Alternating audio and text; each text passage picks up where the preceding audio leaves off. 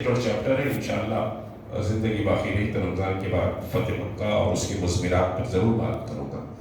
تو صرف ایک عشق رسول کی بات سمجھے کہ بتا رہا ہوں کہ ابو سفیان آئے تھے کہ میں معاہدہ ٹوٹ گیا، ہم سے غلطی ہو گئی، ری رائٹ کر لیجیے. اللہ کے رسول نے نہیں مانا کہ ہم سمجھے اپنے چہرے غصب کو پھیر لیا. ابو سفیان جاتی حکم دیا کہ لشکر کو تیار کرو، اور 10,000 کا لشکر بہت ٹیکٹفل طریقے سے اور انتہائی سیکریسی سے، بلکہ جو جنرلز ڈفرینٹ جنرلز کے جو کمنٹس ہیں، جو موومنٹ آف دی سمجھیے کے ساتھ آرمی یا مجاہدین کا جو موومنٹ تھا، رسول کریم صلی اللہ علیہ وسلم نے مدینے سے مکے کو جو موومنٹ کروایا تھا، اس کو دنیا کے ٹاپ جنرلز نے کہا کہ یہ بہت ہی سمجھیے کہ اہم اور نادر طریقے سے آپ نے یہ موومنٹ کیا تھا، یہ 10,000 واریئرز کا.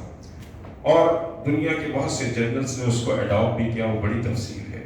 بہرحال رات تھی سمجھیے کہ 20 رمضان صبح مسلمان مکے میں انٹر ہونے والے تھے. اوپر سمجھے کہ پہاڑوں پر 10,000 کا لشکر، بڑا لشکر ہوتا ہے 10,000 کا لشکر، بہت بڑا. اس کا پورا کھانا پانی، سونا اٹھنا بیٹھنا، یہ سارے انتظامات بہت بڑے انتظامات ہوتے. تو یہ سارا محمد رسول اللہ صلی اللہ علیہ وسلم سمجھے کہ ڈیسائیڈ کیا 10,000 کا لشکر آیا. ابو سفیان پریشان ہو گئے کہ بھائی ہمارے شہر کے اوپر اتنی بڑی آبادی ایسے کیوں آ رہی ہے. اور وہاں ایک اور واقعہ تھا کہ اللہ کے رسول نے کہا کہ تم اپنے خیموں کے پاس، یعنی جو ٹینٹس پڑتے ہیں ان ٹینٹس کے پاس تم سمجھیے کہ 2 مشالیں روشن کرو. صحابہ نے کہا یا رسول اللہ ایک کافی ہو جائے گی، ایک سے روشنی ہو جائے گی. فرمایا محمد رسول اللہ صلی اللہ علیہ وسلم نے کہ تم 2 مشالیں روشن کرو. 2 مشالیں اس وجہ سے روشن کرو تمہاری تعداد دشمن کو دگنی نظر آئے، تمہاری تعداد دشمن کو دگنی نظر آئے. یہ ایک بڑی حکمت عملی اور سائیکولوجیکل وار اس کو کہتے ہیں، یہ سمجھیے کہ تھی.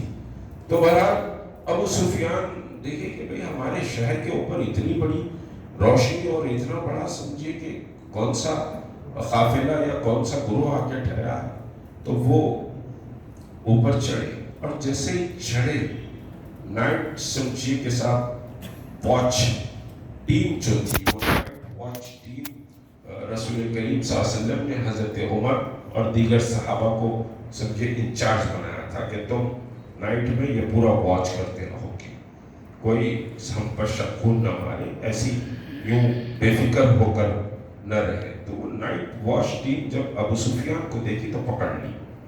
میں صرف عشق رسول کیا چیز ہوتی ہے اور دلوں کو کیسے عشق رسول دشمن کے دلوں کو بھی پگھلا دیتی ہے، وہی اتنی ہی بات بتا رہا ہوں. وقت تو بہت ساری تفصیلات ہیں. تو گرفتار کر لیے گئے ابو سفیان. ابو سفیان کا گرفتار ہونا بہت بڑی بات تھی، یعنی بہت بڑا واقعہ تھا اس وقت، کیونکہ مین سمجھے کہ جو لیڈر آف دی مکہ ہے وہ ابو سفیان ہی تھے. تو ابو سفیان گرفتار ہو گئے. ابو سفیان جیسے گرفتار ہوئے، وہ صلی اللہ علیہ وسلم کے سامنے لا کر پیش کیا گیا ابو سفیان کو. تو اب حضرت عمر نے کہا کہ فنش، گردن مار دینا، اس کو چھوڑنا نہیں. اب اللہ کے رسول نے سمجھے کہ ہاتھ سے روکا. اس کے بعد ابو سفیان سے کہا، کیونکہ ابو سفیان بڑے دانا، بڑا تدبر، بڑی سوچ اور بڑے ویژن کے آدمی تھے. انہوں نے اسلام آباد میں اسلام قبول کیا، یہی فتح مکہ بھی ہوئی، پھر مکے کے گورنر بنے بہت بعد میں حضرت عمر کے طور پر. تو بہرحال یہ کہ حضور صلی اللہ علیہ وسلم نے کہا کہ ابو سفیان اب کون سا اور وقت بچا جو اسلام کو ٹٹولنے اور تلاش کرنے کا، اور تمام جنگوں میں تم کو شکست ہو چکی ہے، اب کچھ بتا نہیں ہم سے لڑنے کے لیے، بہتر یہ ہے کہ تم اسلام قبول کر لو. اب سنیے بات، کیونکہ ابو سفیان سردار تھا، بڑا سردار تھا اس وقت. تو ابو سفیان نے کہا اے محمد صلی اللہ علیہ وسلم، لا الہ الا اللہ کی جہاں تک کی بات ہے، میں اس بات سے کنونس ہوں، میں اس بات کو مانتا ہوں، یقیناً اللہ کے سوا کوئی معبود نہیں ہے، میں اس بات کو مان لوں گا. کوئی سمجھے کہ اللہ ایک ہے، اللہ وحدہ لا شریک ہے، اس کو میں مان لوں گا، لیکن یہ بات میرے حلق سے نہیں اترتی. بات سن لیجیے، یہ بات میرے حلق سے نہیں اترتی کہ عبداللہ کے یتیم کو، عبداللہ کے یتیم کو، یعنی تم کو، محمد کو صلی اللہ علیہ وسلم اللہ نے نبی بنا کر بھیجا. اب جیسے ہی یہ بات سمجھے کہ اب آپ دیکھیے، دین کے کام میں، ملت کے کام میں، ملت کی جد و جہد میں پیشنس ہونا پڑتا ہے، اور پیشنس امپورٹنٹ ہے. اور یہ جو پیشنس ہے یہ سنت نبوی صلی اللہ علیہ وسلم، یہ اللہ کے رسول کی تعلیمات میں سے ہے. اور جیسے میں بار بار کہتا ہوں، قرآن نے کہا لقد کان لکم فی رسول اللہ اسوۃ حسنہ، کہ تمہارے لیے تمہارے رسول کی اسوہ حسنہ، رسول کی زندگی کافی ہے، رسول کی سنتوں کو اپناؤ. تو پیشنس یہ بھی اللہ کے رسول کی سنت ہے. صرف لباس، غذا، خطا، کھانا پینا، چلنا اٹھنا نہیں، زندگی کا ہر لمحہ محمد رسول اللہ صلی اللہ علیہ وسلم نے ہمیں گائیڈ کیا ہے. تو کسی بھی معاملے میں انسان صبر، تحمل، بردباری سے کام لے. اب ابو سفیان اتنا بڑا جملہ بول دیا، اور پھر کون ابو سفیان؟ بھائی بدر میں چکما لے کر بھاگا انسان، احد میں بڑے لشکر کو لے کر آیا، رسول کریم صلی اللہ علیہ وسلم زخمی ہو گئے، خندق کا اتنا بڑا مسئلہ پیش آیا، بہت سی تکلیفات، بہت سے سمجھے وارز میں ابو سفیان کی پلاننگ اور ابو سفیان کی کمانڈ تھی. وہ شخص اب مسلمانوں کے قبضے میں، 10,000 کا لشکر ہے وہاں پر، ان کے قبضے میں وہ شخص ہے، محمد رسول اللہ کے خیمے میں. اور وہ کہہ رہا ہے کہ بھئی اللہ ایک ہے، ٹھیک ہے، یہ بات تھوڑا سمجھ میں آ جاتی ہے، مان لیتا ہوں، لیکن عبداللہ کے یتیم محمد صلی اللہ علیہ وسلم کو اللہ نے نبی بنایا، یہ بات سمجھ میں نہیں آئی. تم تو چھوٹے ہو، یتیم ہو، فلاں ہو، ایسی بات. تو اللہ کے رسول کو کتنا غصہ آنا چاہیے تھا، کتنا غصہ آنا چاہیے تھا اس جملے پر. حضرت عمر تلوار کھینچ لیے، اللہ کے رسول نے ان کے ہاتھ کو پکڑ کر عمر صبر. حضرت عباس بھی اس وقت خیمے میں تھے، بڑی تفصیل ہے.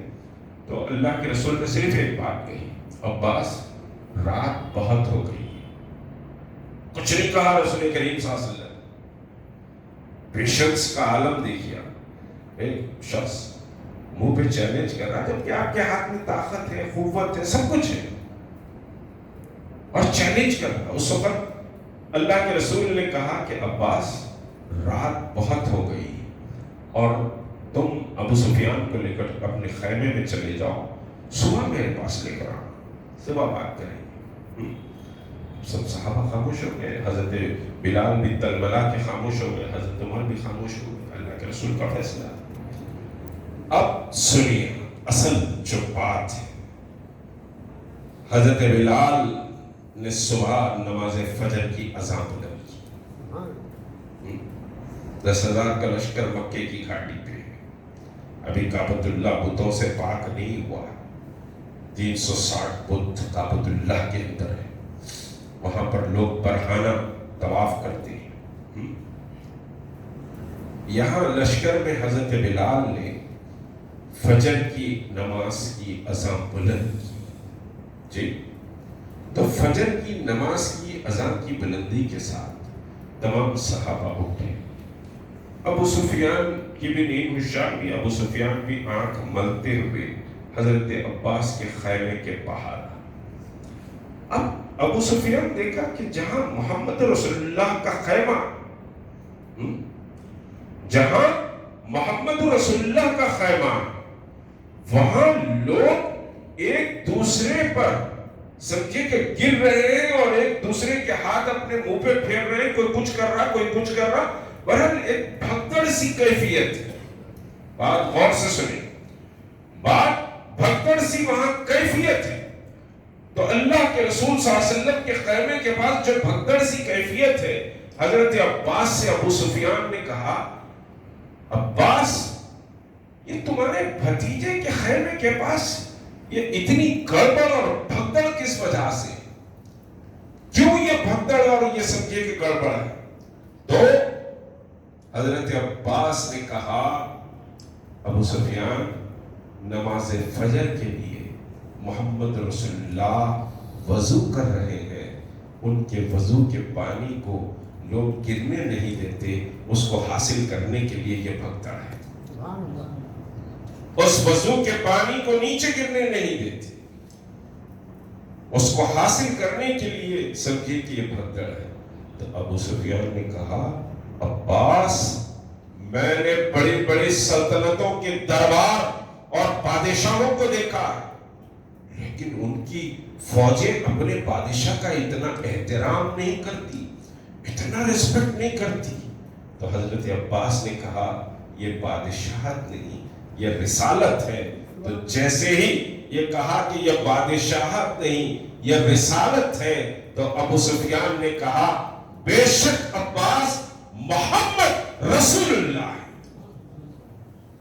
جو رات میں انکار کیا تھا کہ محمد رسول اللہ کیسے ہیں، لیکن عقیدت اور محبت اصحاب نبی کریم صلی اللہ علیہ وسلم کی جب دیکھا تو کہا کہ یقیناً محمد رسول اللہ۔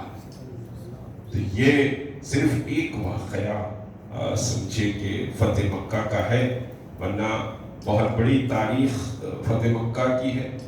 قریب 2 گھنٹے 2.5 گھنٹے تو صرف فتح مکہ کو بیان کرنے میں لگتے ہیں، تو میں نے مختصر سی بات رکھی۔ تو آج کا دن کعبے کے فتح کا دن ہے، اور عصر کی نماز کے وقت اللہ کے رسول نے کعبۃ اللہ کی چھت سے حضرت بلال کو اذان کا حکم دیا۔ وہ پہلی اذان تھی جو کعبۃ اللہ سے بلند ہوئی، اور کعبۃ اللہ کے چھت پر چڑھ کر سمجھے کہ حضرت بلال نے اذان بلند کی تھی، اور اس اذان کے لیے بڑے بڑوں کی تمنا تھی کہ آج کعبے کی چھت سے اللہ کے رسول ہم کو حکم دیں، ہم اذان بلند کریں، یہ اعزاز ہمارے حصے میں آئے۔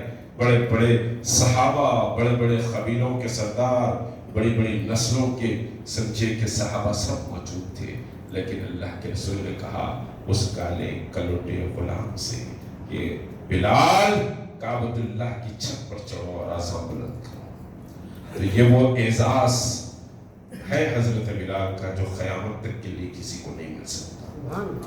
تو بہرحال سمجھے سارے بتوں کو نکال دیا گیا، اور کہا گیا کہ سب لوگ پریشان تھے کہ اب بدلے لیے جائیں گے، لیا جاتا ہے نا بدلہ، بدلے لیے جائیں گے۔ اب مسلمان تو کچھ نہیں کر رہے تو بدلے لیے جا رہے، گھر توڑ دے رہے، مسجدیں توڑ دے رہے، بازو مندر ہے اس کا بھی انکروچمنٹ نظر آ رہا ہے، لیکن مسجد ہے تو مسجد کو سمجھیے کہ توڑ دیا گیا۔ تو یہ سارے ایشوز ہیں، اور یہ سارے ایشوز اسلام سے خارج نہیں ہیں، اسلام سے یہ ایشوز خارج نہیں ہیں، لیکن بہرحال وقت نہیں ہے۔ آج سمجھیے کہ بہرحال فتح مکہ کا دن ہے، اور اللہ کے رسول نے دنیا کی پہلی سمجھے فتح تھی، جہاں اللہ کے رسول نے کہا کہ لوگوں سنو، تمہارے دلوں میں کئی وسوسے پڑ رہے ہوں گے کہ میں آج تم سے بدلہ لوں گا۔ جب قوت اور طاقت آپ کے ہاتھ میں آ جائے، جب آپ اس پوزیشن میں آ جائیں کہ دشمن کو پچھاڑ دے سکتے ہیں، تو اس وقت اسلام اور محمد رسول اللہ کا حکم ہے کہ تم معاف کر دو، تم معاف کر دو۔ جب مکہ شہر پر مسلمانوں کا کنٹرول ہو گیا تو بدلے لیے جا سکتے تھے، اور اسلام میں بدلہ نہیں ہے۔ ہاں جب جڑ آئے تو اس وقت پورے ٹک کے مقابلہ کرو۔ معافی کے معنی بزدلی کے نہیں ہے، معافی کے معنی تم غلبہ حاصل کر لو دشمن پر، تم کنٹرول حاصل کر لو، اس کے بعد دشمن کو معاف کر دو۔ جب شہر مکہ کا کنٹرول مسلمانوں کے ہاتھ میں آیا تو اللہ کے رسول نے کہا لا تثریب علیکم اليوم، آج تم سے کسی قسم کی باس پرس نہیں کی جائے گی، سب کو معاف کیا جاتا ہے۔ تو اس کا نتیجہ ہوا یدخلون فی دین اللہ افواجا، لوگ جوق در جوق اسلام میں داخل ہوئے۔ تو بہرحال آج کا دن بتوں سے پاک کرنے کا دن ہے کعبۃ اللہ کو، اور پھر وہ دن ہے اور قیامت تک کے لیے کعبۃ اللہ مشرکوں کے حوالے نہیں ہوگا۔ کعبۃ اللہ مشرکوں کے حوالے نہیں ہوگا اور کعبۃ اللہ میں بت پرستی بھی نہیں ہوگی، اس کو حرام قرار دیا گیا۔ حرام کے معنی نو وار زون۔ تو بہرحال یہ مکے کی فتح تھی۔ آج سمجھے کہ 21ویں شب ہے اور تاخراتوں کا سلسلہ آج سے بہرحال شروع ہو رہا ہے۔ رمضان بڑی تیزی سے گزر گیا۔ اللہ کے رسول نے فرمایا، ایمان کی تازگی کے لیے حدیث پیش کر رہا ہوں، جس نے رمضان کو پایا اور اپنی بخشش نہ کرا لی تو ہلاک ہو جائے وہ شخص۔ جبرائیل نے کہا، اللہ کے رسول نے آمین کہا۔ تو بخشش کے لمحات اور رحمتوں کی پوری بارش کا وقت سمجھے کہ اللہ نے میسر کیا ہے۔ تو یہ جو تاخراتے ہیں، یہ جو آخری عشرہ ہے، اس عشرے کو پوری قوت اور پوری طاقت کے ساتھ ہم یوٹیلائز کریں۔ اور قدر کے تعلق سے بہت ساری روایات ہیں، بہت ساری سمجھے کہ فضیلتیں ہیں۔ 1000 مہینوں کے افضل یہ ایک رات ہے، اور وہ ایک رات پرٹیکولر صرف 27ویں شب ہی وہ رات ہے۔ اب اس کی کچھ کیلکولیشن ہے، علماء نے کہا ہے، لیکن وہ رات چھپا دی گئی ہے۔ آپ کو پورے عشرے میں نہیں تو کم از کم تاخراتوں میں اس رات کو تلاش کرنا ہے۔ اور حضرت جبرائیل امی کے ذریعے جیسے ہی سورج غروب ہوتا ہے، اللہ تبارک و تعالی فرشتوں کی فوج کو سمجھے پوری دنیا میں بھیجا دیتا ہے۔ اور علماء نے فرمایا، بلکہ علامہ ابن کثیر نے اپنی تفسیر میں لکھا کہ اتنے فرشتے دنیا میں آتے ہیں کہ جو سمجھیے کہ کنکر ہیں زمین پر، ان کنکروں سے زیادہ فرشتے اس دنیا میں سمجھیے کہ ان تاخراتوں کو اللہ بچاتا ہے۔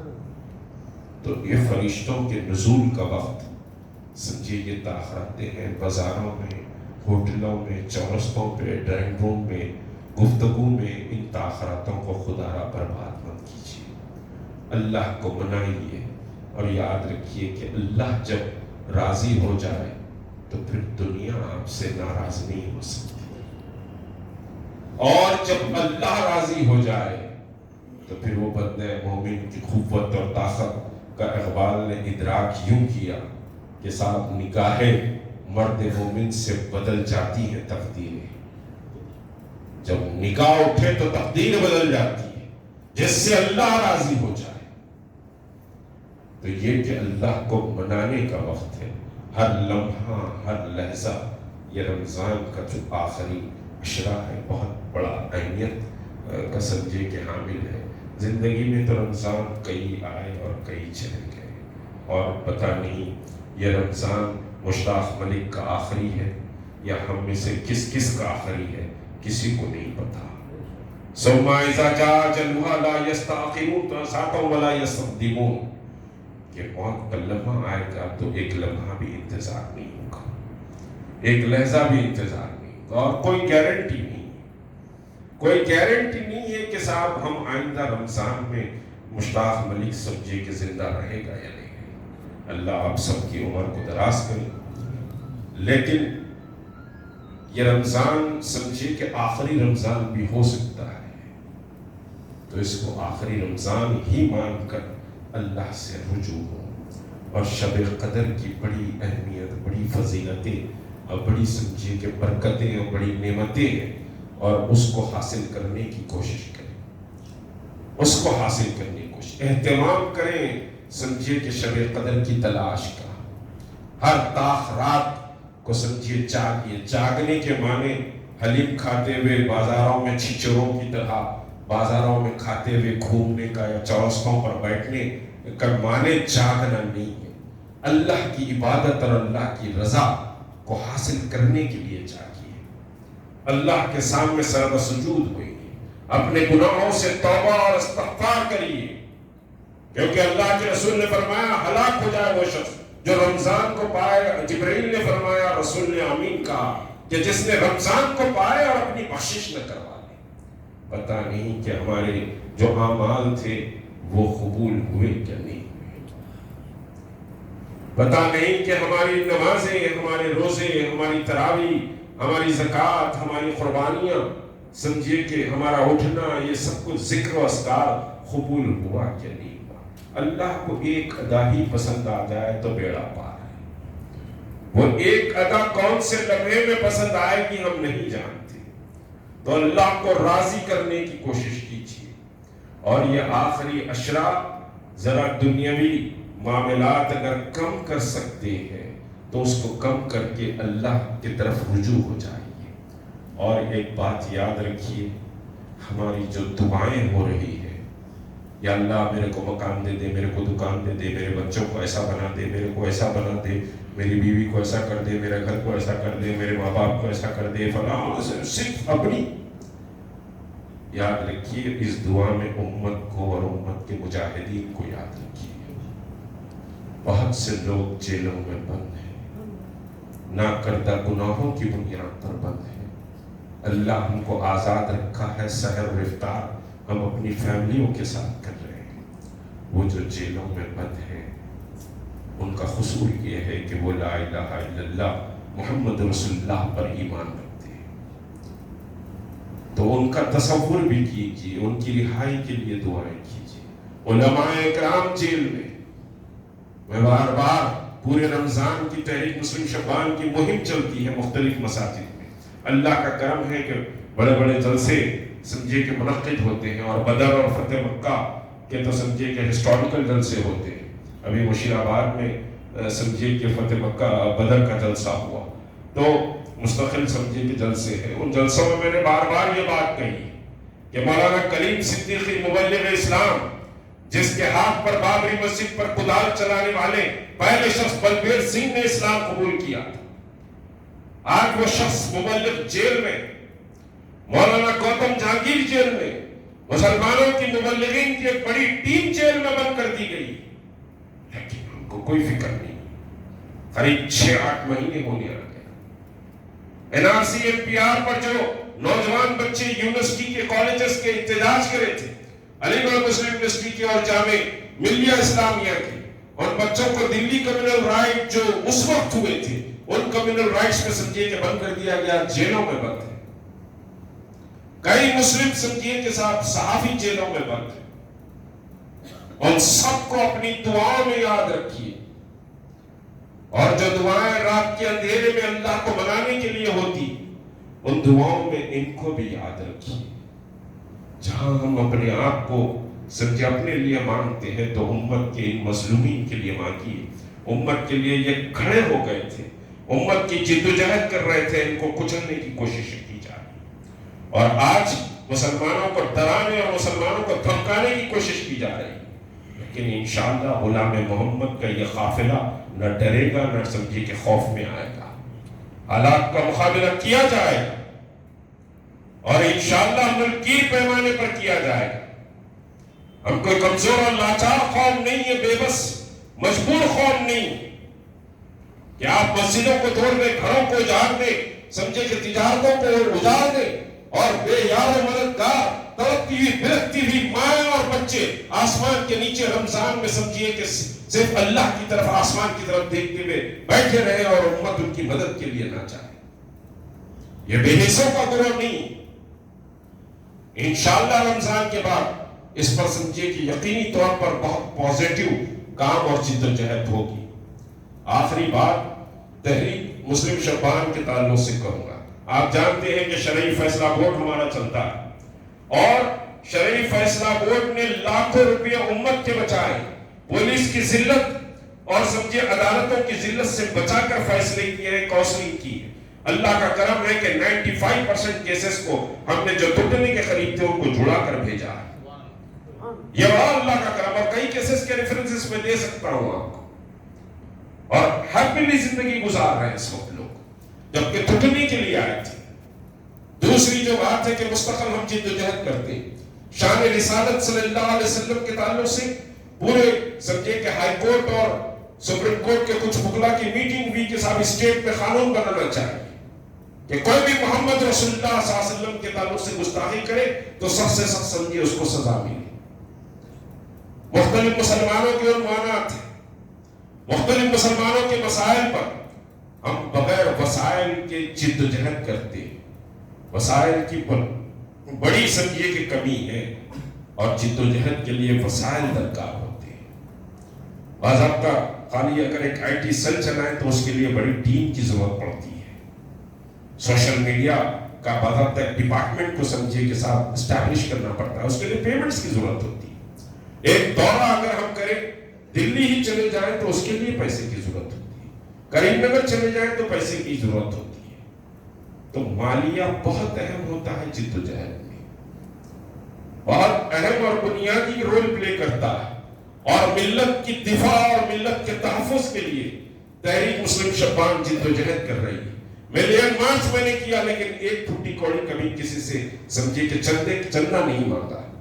جو بھی ہمارے بینیفیشرز اور قریبی لوگ تھے انہوں نے ملین مارچ کو کیا. کوئی عوامی چندہ میں نے ملین مارچ کے سلسلے میں نہیں کیا. سیکریٹریٹ مساجد کی جد و جہد ہم نے کی, مساجد ریس کر دی گئی تھی, اس کو سمجھیے کہ بچانے کے لیے جد و جہد کی گئی. اللہ کا کرم ہے, حکومت نے فاؤنڈیشن بھی ڈالا اور تعمیر بھی تیزی سے جاری ہے, ورنہ سیکریٹریٹ کی مساجد ختم ہو گئی تھی. آپ جانتے, آپ یہ بات اچھی طرح جانتے کہ وہ جد و جہد اگر ہم نہیں کرتے تو مساجد نہیں بچتی تھی. لیکن اس وقت میں آپ سے دستبستہ گزارش کرتا ہوں کہ تحریک مسلم شبان کے سمجھے کے لیے کچھ مالیہ فراہم کرے. جو آپ سے 10 روپے ممکن ہوتا ہے تو آپ 10 روپے دیجیے, وہ قیمتی ہے, وہ بھی قیمتی ہے. ہمارے سمجھے کے ساتھی وہاں بینچ کے بازو کرسی پر بیٹھے ہیں, اپیل ان کے ہاتھ میں ہوگی, وہاں دیجیے. جو رسید لینا چاہتے ہیں رسید دیجیے, اور سمجھیے کہ بہرحال تحریک مسلم شبان کا تعاون کریے. اللہ تبارک تعالیٰ دین پر استقامت کے ساتھ ہم کو کھڑا کر دے. اللہ تبارک تعالیٰ سمجھے کہ دین کی صحیح فکر اور سمجھ عطا فرمائے اور ہمارے تمام گناہوں کو معاف فرمائے. یہ رمضان ہماری بخشش کا مہینہ ہو جائے. اللہ رب العزت ہمارے بخشش کے سامان پیدا فرما دے, بخشش کے فیصلے فرما دے, ہماری عمروں میں برکت عطا فرما, خیر عطا فرما, تمام سمجھے کہ زندگی کو حادثات سے, بیماریوں سے, بلائیوں سے محفوظ فرما. وصلی اللہ تعالیٰ علی خیر خلقہ اجمعین. سبحان ربک رب العزت عما یصفون.